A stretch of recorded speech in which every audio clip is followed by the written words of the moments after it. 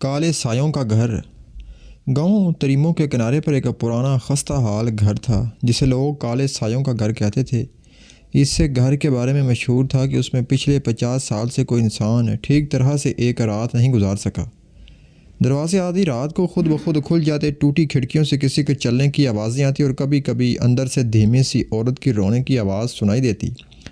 لوگ اس گھر کے قریب سے بھی گزرنے سے ڈرتے تھے، مگر حسن جو شہر سے تازہ لوٹا تھا ان باتوں کو صرف دیہاتی توہمات سمجھتا تھا۔ اس نے سوچا کہ اگر گاؤں والوں کا ڈر حل نکالنا ہے تو اسے خود سچ جاننا ہوگا، اس لیے اس نے فیصلہ کیا کہ وہ ایک رات اس گھر میں گزارے گا۔ شام ڈھلے جب سورج کی آخری روشنی گھر کی ٹوٹی دیواروں پر پڑی تو حسن دروازے کے سامنے کھڑا تھا، ہاتھ میں ٹارچ، بیگ میں دال، پانی اور ایک کمبل، مگر اسے اندازہ نہ تھا کہ وہ جس گھر میں قدم رکھنے جا رہا ہے وہ صرف خالی نہیں بلکہ منتظر تھا۔ جیسے ہی حسن نے دروازہ کھولا، تیز سی باسی نمی کی بو اس کے چہرے سے ٹکرائی۔ اندر اندھیرا اتنا گہرا تھا کہ ٹارچ کی روشنی بھی کمزور پڑ رہی تھی۔ دیواروں پر نمی کے نشان کسی مضبوط پنجے جیسے لگتے تھے، جیسے کسی نے دیواروں پر زور سے نوچیں ڈالی ہوں۔ کمرے کے ایک کونے میں مٹی سے بڑا پرانا جھولا پڑا تھا جو ہوا نہ ہونے کے باوجود آہستہ آہستہ ہل رہا تھا۔ حسن نے ٹارچ جھولے پر ڈالی تو ایک لمحے کے لیے اسے یوں لگا جیسے کوئی چھوٹا بچہ اس میں بیٹھا ہو، مگر اگلی ہی پل جھولا رک گیا۔ وہ تھوڑا پریشان ہوا مگر ہمت کر کے مرکزی کمرے میں آ گیا۔ اس نے اپنا سامان بچھایا اور کمرے کا جائزہ لیا۔ چھت بالکل ٹوٹی ہوئی تھی، جیسے کسی بھاری چیز نے اسے اندر سے توڑا ہو۔ حسن نے گہری سانس لی اور خود کو سمجھایا کہ یہ سب اس کی وہم کی پیداوار ہے۔ اس نے بستر پر بیٹھے ہوئے خود سے کہا کہ رات بس گزارنی ہے، مگر کمرے کی فضا میں ایک عجیب سا بوجھ تھا، جیسے کوئی اس کی موجودگی سے ناخوش ہو۔ آدھی رات ہونے کو تھی کہ اچانک گھر کی گہری خاموشی ٹوٹ گئی۔ حسن نے محسوس کیا کہ فرش پر کسی کے ننگے پاؤں چلنے کی آواز گونج رہی ہے۔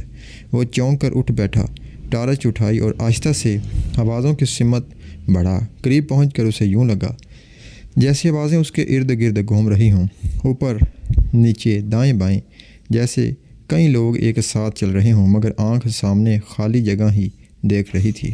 اچانک پیچھے سے کسی نے پھونک مار کر اس کے کان کو چھوا۔ حسن بے اعتبار پلٹا مگر پیچھے کچھ نہ تھا۔ اس کی سانس تیز ہوگی مگر وہ گھر سے بھاگنے کے لیے تیار نہ تھا۔ وہ جاننا چاہتا تھا کہ اصل میں ہوا کیا ہے۔ اتنے میں اوپر کی منزل سے زوردار دھماکہ ہوا، جیسے کوئی بھاری چیز گرے۔ حسن نے ہمت کی اور ٹارچ کے ساتھ اوپر جانے لگا۔ زینہ ٹوٹا پڑا تھا اور ہر قدم اس کے وزن سے چڑچڑاتے۔ جیسے جیسے وہ اوپر جا رہا تھا ہوا کا دباؤ بڑھتا جا رہا تھا، جیسے کوئی اسے اوپر آنے سے روک رہا ہو۔ اوپر کا کمرہ پہلے سے زیادہ سرد اور اندھیرا تھا۔ حسن نے ٹارچ کی روشنی کمرے میں گھمائی تو سامنے دیوار پر عجیب و غریب نشان بنے ہوئے تھے، جیسے خون سے کسی نے دائرے کھینچی ہوں۔ درمیان میں ایک عورت کی پرانی تصویر رکھی تھی جو آدھی جلی ہوئی حالت میں تھی۔ تصویر میں عورت کی آنکھیں سیدھی حسن کی طرف دیکھتی محسوس ہو رہی تھی۔ حسن نے تصویر اٹھائی تو اچانک کمرے میں تیز سرسراہٹ کی آواز ہونے لگی، جیسے سینکڑوں سانپ ایک ساتھ حرکت کر رہے ہوں۔ حسن نے گھبرا کر تصویر واپس رکھی دی۔ اتنے میں ہوا کا ایک جھونکا آیا اور کمرے کا دروازہ زور سے بند ہو گیا۔ حسن نے فوراً دروازہ کھولنے کی کوشش کی، لیکن دروازہ ایسے بند تھا جیسے باہر سے کسی نے پکڑ رکھا ہو۔ پھر کمرے کے تاریکی کون سے ایک کرخت آواز سنائی دی، یہ گھر چھوڑ دو۔ حسن کے جسم میں سنسنی دوڑ گئی۔ وہ پیچھے ہٹا مگر آواز اب قریب آ رہی تھی۔ ٹارچ کی روشنی ہلنے لگی، جیسے کسی طاقت نے اس پر ہاتھ رکھا ہو۔ حسن نے اندھیرے میں دیکھا تو وہاں ایک دھندلی عورت نما سیاہ شکل کھڑی تھی۔ وہ سیاہ شکل آہستہ آہستہ آگے بڑھ رہی تھی۔ اس کی آنکھیں سرخ تھیں اور چہرہ دھوئیں کی طرح تحلیل ہوتا جا رہا تھا۔ حسن کا دل دھڑکنے لگا مگر وہ پیچھے ہٹ کر دیوار سے جا لگا۔ سایہ رک کر چند لمحے اسے گھورتا رہا اور پھر ایک دم اس کی چینخ پورے کمرے میں گونجی۔ حسن نے کانوں پر ہاتھ رکھ لیے مگر چینخ اس کے دماغ کے اندر گونج رہی تھی۔ اچانک سایہ غائب ہو گیا، دروازہ خود بخود کھل گیا۔ حسن فوراً نیچے بھاگا مگر جیسے ہی مرکزی کمرے میں پہنچا وہاں جھولا زور زور سے ہل رہا تھا۔ اس بار خالی نہیں، جھولے میں ایک چھوٹے بچے کا دھندلا سا خاکہ تھا جو سیدھا حسن کی طرف دیکھ کر مسکرا رہا تھا۔ مسکراہٹ ایسی تھی جیسے اس کے ہونٹ کانوں تک چیر دیے گئے ہوں۔ حسن نے ٹارچ جھولے پر ڈالی مگر بچہ ایک دم دھوئیں کی طرح ہوا میں تحلیل ہو گیا۔ اس کی ریڑھ کی ہڈی تک سرد لہریں دوڑ گئی۔ حسن نے اپنا بیگ اٹھایا اور گھر سے بھاگنے ہی والا تھا کہ دروازہ دھڑام سے بند ہو گیا۔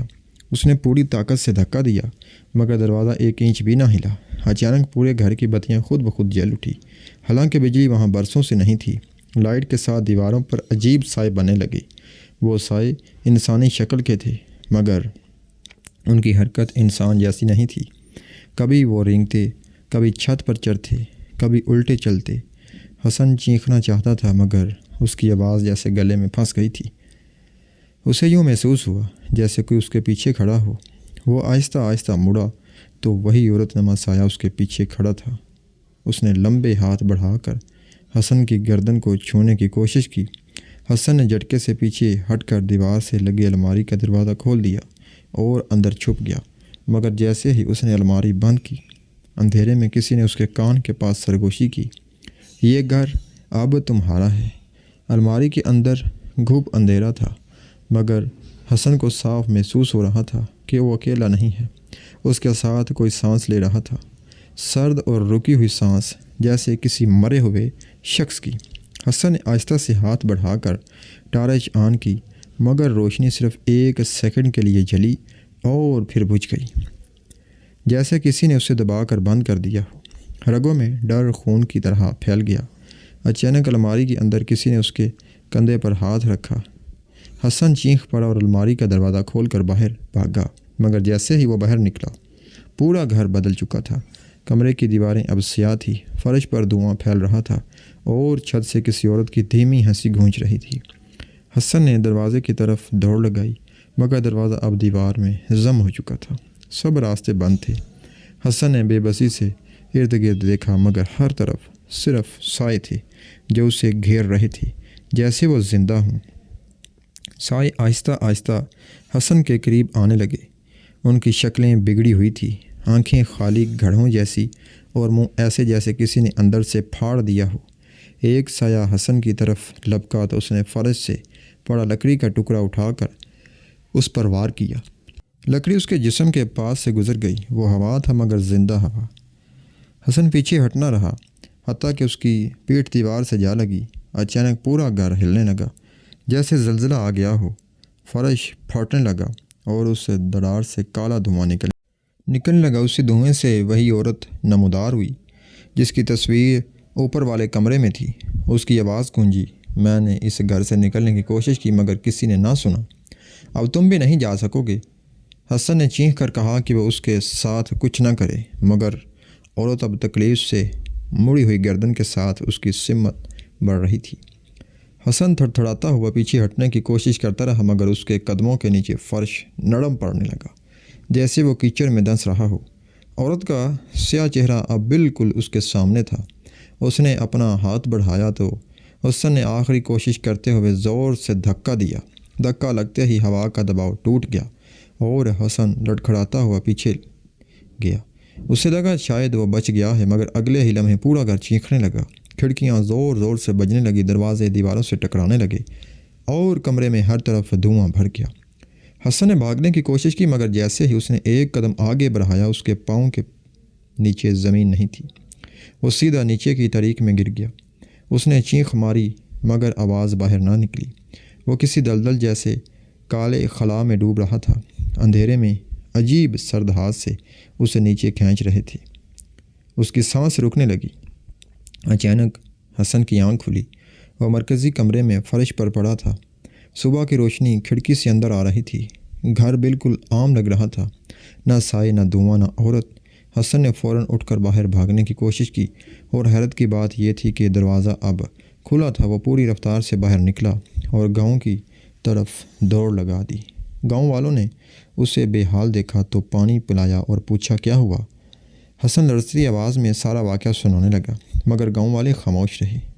جب وہ بول کر فارغ ہوا تو گاؤں کے بزرگ نے آہستہ کہا، بیٹا، اس گھر میں جا کر زندہ لوٹنے والا تو تم پہلے ہو مگر کچھ لوگ واپس آ بھی جائیں تو پورے نہیں رہتے۔ حسن نے حیران ہو کر پوچھا، اس کا کیا مطلب ہے؟ بزرگ نے دھیمی آواز میں جواب دیا، اچھا غور سے اپنی پرچھائی دیکھو۔ حسن نے کانپتے ہاتھوں سے سورج کی طرف رخ کر کے اپنی پرچھائی دیکھنے کی کوشش کی اور اس کے جسم سے خون جیسے نچڑ گیا۔ اس کی پرچھائی مکمل نہیں تھی۔ سر کے پیچھے ایک سیاہ دھبا مسلسل ہل رہا تھا، جیسے کوئی دوسرا وجود اس کے ساتھ چپکا ہوا ہو۔ حسن چینخ کر پیچھے ہٹا، مگر پرچھائی ویسی ہی رہی۔ گاؤں والوں نے پریشانی سے اس کی سمت دیکھا، جبکہ بزرگ نے لرزتی آواز میں کہا، وہ گھر صرف ایک رات کا بدلہ نہیں لیتا، وہ ایک روح اپنے ساتھ باندھ بھی لیتا ہے۔ تم اس سے نکل تو آئے ہو، مگر وہ تمہارے ساتھ آ گئی ہے۔ حسن نے رونے کے انداز میں پوچھا کہ کیا وہ جان چھڑا سکتا ہے، مگر بزرگ نے سر ہلا کر کہا، جو تمہارے اندر آ گیا ہے وہ اب کبھی نہیں جائے گا۔ تم اب اسے گھر کا حصہ ہو اور وہ گھر تمہاری روح کا۔ حسن نے آسمان کی طرف دیکھا، مگر اسے وہاں بھی اپنی ہی پرچھائی کا وہ سیاہ دھبا نظر آیا، اب زندہ دھڑکتا ہوا، جیسے کوئی اندر سے اسے گھور رہا ہو۔ یہ سمجھتے ہی حسن کی چینخ پورے گاؤں میں گونج گئی۔